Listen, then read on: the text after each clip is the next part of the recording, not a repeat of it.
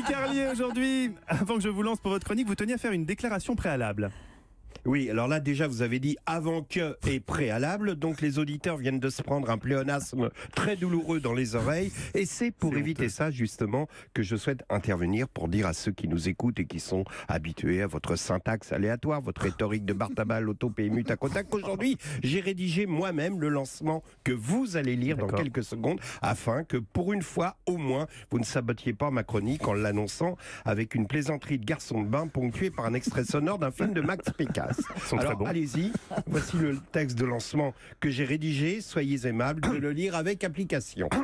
Aujourd'hui, Guy, vous évoquez cette sensation troublante et singulière que chacun de nous ressent à l'aune du temps qui passe, lorsque les hasards de la vie nous font retrouver des lieux qui ont marqué notre enfance et que nous prenons conscience qu'ils sont bien plus petits dans la réalité que dans nos souvenirs.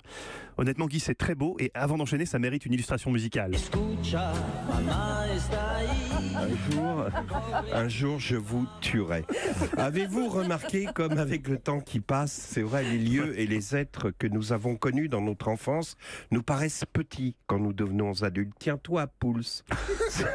Souviens-toi comme il te semblait grand les marchés de ton enfance lorsque tu courais à demi nu parmi les étals débordant de courgettes turgescentes, d'abricots et de figues encore humides, de la rosée du matin, l'essence exacerbée par ces maraîchères en robe provençale qui se penchant sur leur étal offraient à ta puberté naissante une poitrine généreuse qui te troublait au point que la nuit, quand dans ton lit d'enfant tu découvrais ce sexe qui lui aussi te paraissait plus grand qu'il n'est en réalité, dans la confusion du désir qui tourmentait ton corps glabre, s'entremêlait l'image de seins lourds levés dans leurs écrins de dentelle et celle de melons de cavaillon gorgés de soleil dans leur lit de crépon.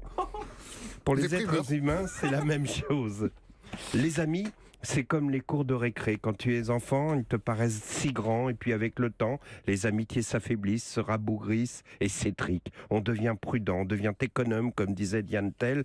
Mais voici que déjà on me demande de conclure. Alors, si ce week-end vous allez retrouver des proches qui vous semblaient très grands quand vous étiez enfant et qu'après déjeuner vous allez vous promener près de l'école primaire et que vous pensez, tiens, dans mon souvenir ça paraissait plus grand, dites-vous que c'est sans doute qu'en vieillissant, votre imagination diminue.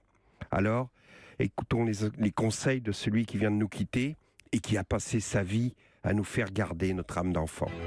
L'ami qui soigne guérit, la folie qui m'accompagne et jamais ne m'a trahi.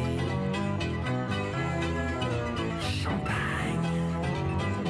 Merci beaucoup Guy Carlier pour cet hommage aussi à Jacques Higelin dont on a appris le décès il y a moins d'1 heure.